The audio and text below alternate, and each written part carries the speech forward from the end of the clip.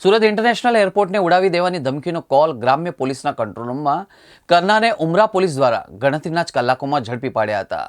એરપોર્ટને બોમ્બથી ઉડાવી દેવાની ધમકી મળતા સુરત પોલીસ દોડતી થઈ હતી. એરપોર્ટ પર CISF, airport authority, Surat crime branch અને SOG દ્વારા 2 કલાક સુધી સર્ચ કરવામાં આવ્યું હતું.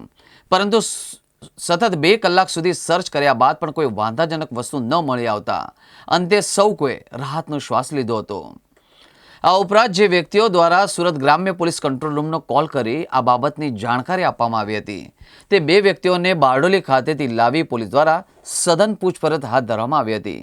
પોલીસની પ્રાથમિક પૂછપરછમાં યુવકે સ્ટેશન આવ્યા બાદ જ્યાં કોઈ 2 વ્યક્તિઓ એરપોર્ટને ઉડાવી દેવાની વાતચીત કરતા હોવાની સાંભળી ગ્રામ્ય પોલીસને તેની જાણકારી આપી હોવાનું જણાવ્યું હતું. સુરત ગ્રામ્યના કંટ્રોલ રૂમમાં ગઈકાલે 11:38 વાગ્યા સવારમાં એક 100 નંબર પર એક કોલ આવ્યો હતો અને કોલર કંટ્રોલ રૂમમાં ફોન કરી કીધું કે સુરત એરપોર્ટ પર બોમ્બ મૂકેલ છે અને સુરત એરપોર્ટ ઉડાવવાનું એટલે ઉડાવવાનું એટલો કહીને ફોન કાપી નાખ્યો. પછી એક બીજો કોલ પણ કર્યો અને સેમ વસ્તુ રિપીટ કરી. તો સુરત ગ્રામ્યની LCBની ટીમને જાણ કરવામાં આવી અને ફોનનો લોકેશન અને CDR SDR એ જોવામાં આવ્યો. પછી ઉમરા પોલીસ સ્ટેશનમાં ફરિયાદ કરવામાં આવી. તો ઉમરા પોલીસ સ્ટેશનમાં આ ફરિયાદ ઉપર BNSની કલમ 351(4) અને the suppression of unlawful act against safety of civil aviation act 1982ની કલમ 3A(1)(b) મુજબ ગુના દાખલ કરવામાં આવ્યો.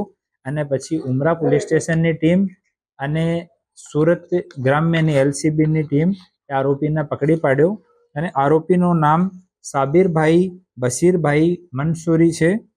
40 વર્ષનો છે અને મદીના કોમ્પ્લેક્સ આસિયાનગર બારડોલીમાં એનો નિવાસ છે અને મૂળ રૂપથી નંદુરબાર મહારાષ્ટ્રનો રહેવાસી છે.